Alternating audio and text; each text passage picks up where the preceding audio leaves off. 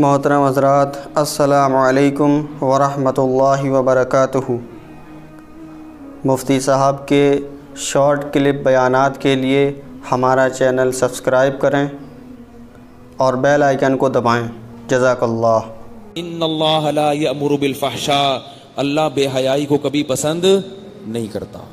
اللہ کو زمین پہ بے حیائی پسند نہیں ہے، اور زنا کو اللہ نے بے حیائی قرار دیا ہے۔ فرمایا تم انسان ہو، نکاح کر کے رہو، بغیر نکاح کے کسی عورت کے قریب جانے کی تمہیں اجازت بولو بھائی نہیں ہے۔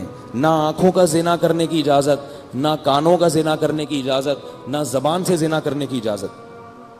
تو اب جو اللہ کو مانے گا نا، جو خالق کے رشتے کو مانتا ہے، وہ کیا کہے گا کہ بھائی زانی کی ٹھکائی لگنی چاہیے۔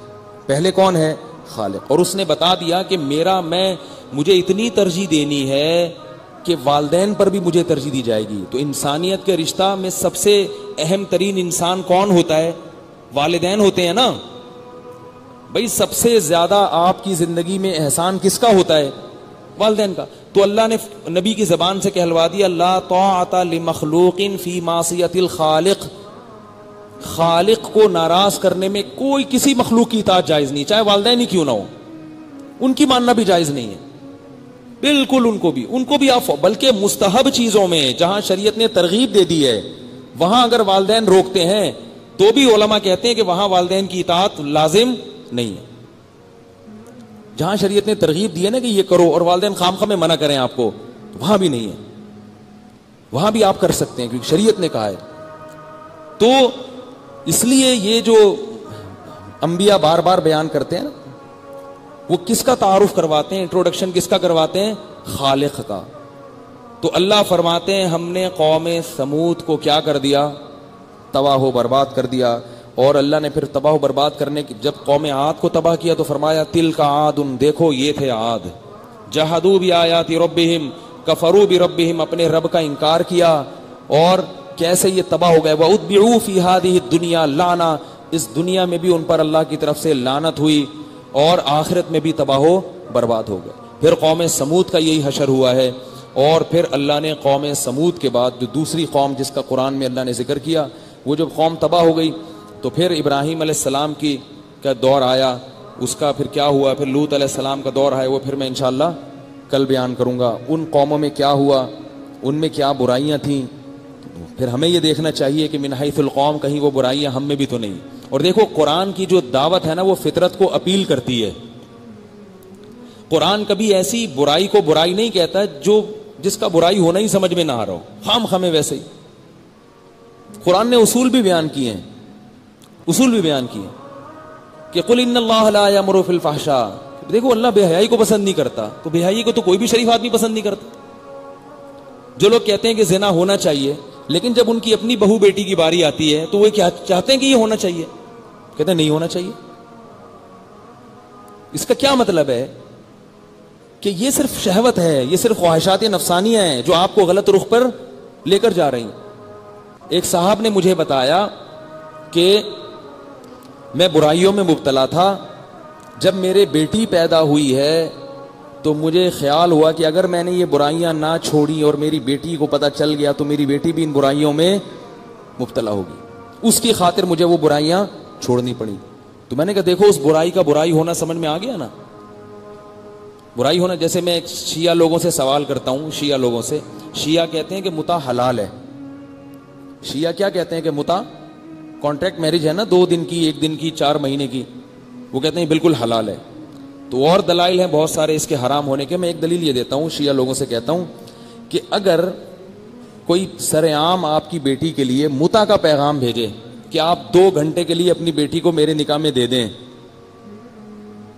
تو یہ سنتے ہی نا وہ آگ بگولا ہونا شروع ہو جاتے ہیں۔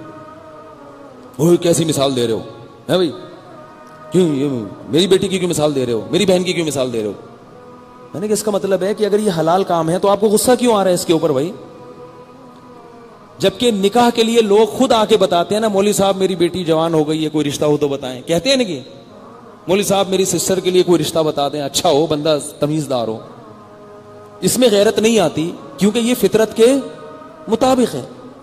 لیکن وہی آپ متع کی بات کریں، جو شیعہ لوگ متع کو حلال کہتے ہیں، کہ کسی شیعہ کے پاس جا کے بولیں کہ آپ کی بہن ہے معاذ اللہ نقل کفر، میں متع کرنا چاہتا ہوں، 2 گھنٹے کے لیے شادی کرنا چاہتا ہوں، وہ تھپڑ مار کے بھگا دے گا آپ کو، غیر کہ دفع ہو یہاں سے. تو آپ اس کو کہیں آپ کی کتابوں میں لکھا ہوگا چلو جاؤ یہاں سے. اس سے پتہ چلتا ہے کہ یہ قابل قبول نہیں ہے معاشرے میں، اور یہ غیرت اور حمیت کے خلاف ہے، شریعت اس کی اجازت نہیں دیتی ہے. تو اللہ نے ہمیں جو قرآن میں احکام دیے ہیں نا، اسلام کی سب سے بڑی خوبی خدا کی قسم یہ ہے، فطرت اللہ التی فطر الناس علیہا، فرمائی یہ وہ نیچر ہے، یہ وہ فطرت ہے جس پر میں نے تمہیں پیدا کیا ہے، اس میں فطرت کے خلاف تمہیں کوئی حکم نہیں ہے. اگر اللہ ہمیں یوں حکم دے دیتے چھپکلیاں کھاؤ، کتے بلی کھاؤ، مرغی نہیں کھاؤ، تو عجیب سا ہو جاتا نا کہ اللہ کیا کھلا رہا ہے تو ہمیں بھائی.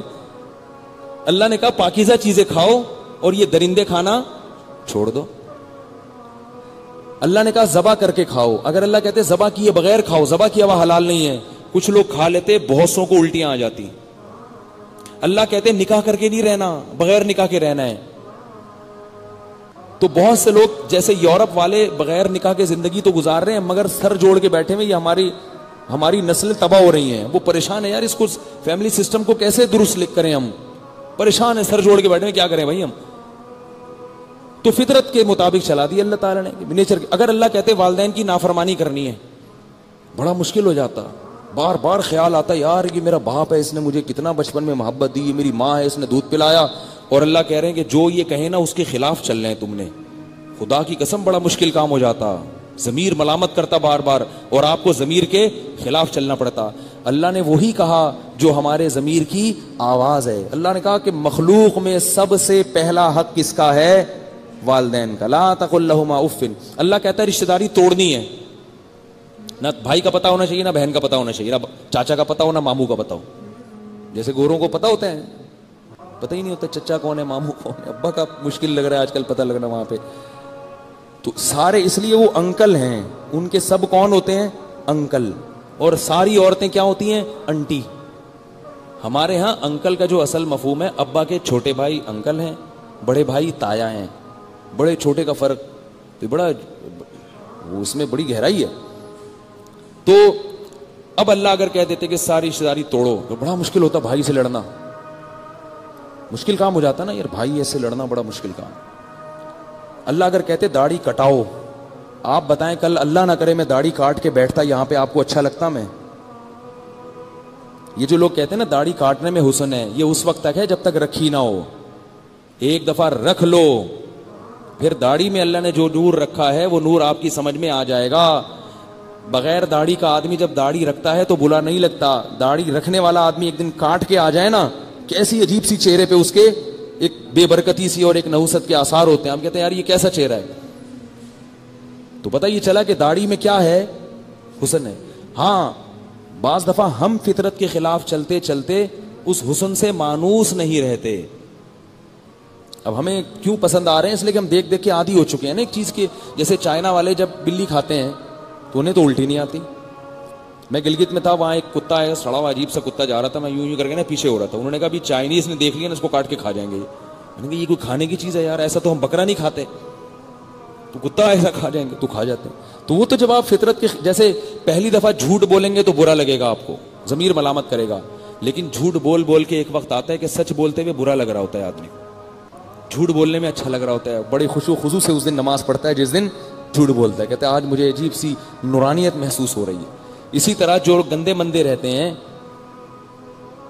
اصل تو کیا ہے، نہاتے ہیں، صاف ستھرے ہوتے ہیں، خوشبو لگاتے ہیں، سکون محسوس ہوتا ہے نا آپ کو بھی، سامنے والے کو بھی. لیکن بھنگی کو نہیں ہوتا.